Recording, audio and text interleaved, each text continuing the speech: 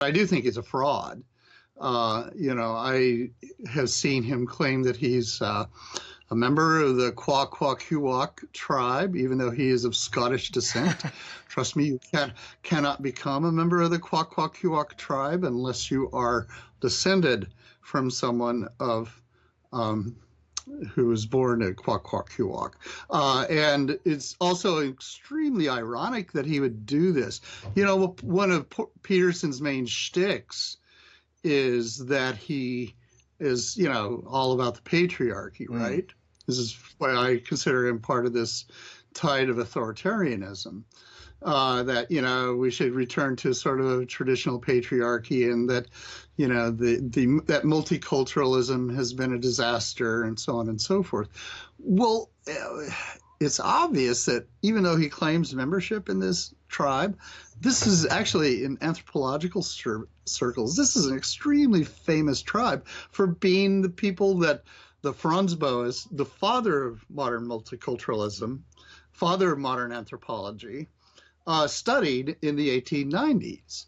And his studies of them gave him the ideas to basically tear down the old sort of Darwinian hierarchy that was the popular view of the normal, it was sort of pre-eugenics view of how we were supposed to have, it was in the 1890s and 1900s, it was popularly believed that the ultimate evolution of human society was a white male patriarchy.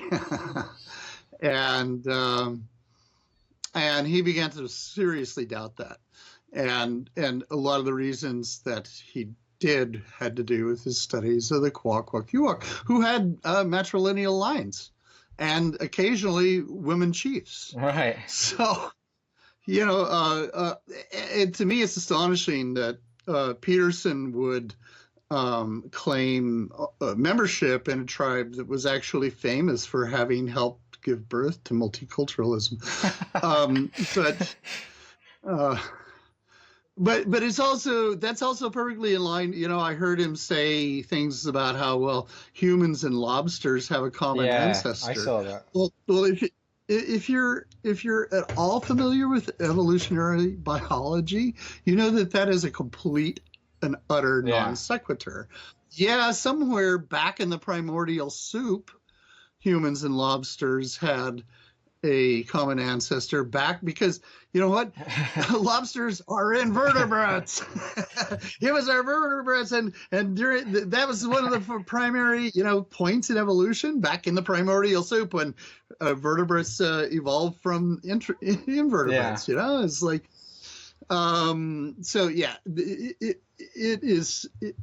Anyone who actually understands and appreciates science and biology would know, well, that's completely irrelevant. It has nothing to do with whatever sort of common neurological ancestors. I mean, I actually make the argument in my book that I wrote about killer whales that, I didn't say we had a common ancestor, although I expect we do somewhere, but rather I just made the point that, the human morphology and brain structure is similar enough that we should possibly look at what they do, because if we want to survive long term, because these are animals that have been atop the food chain for 6 million years and they're extraordinarily intelligent.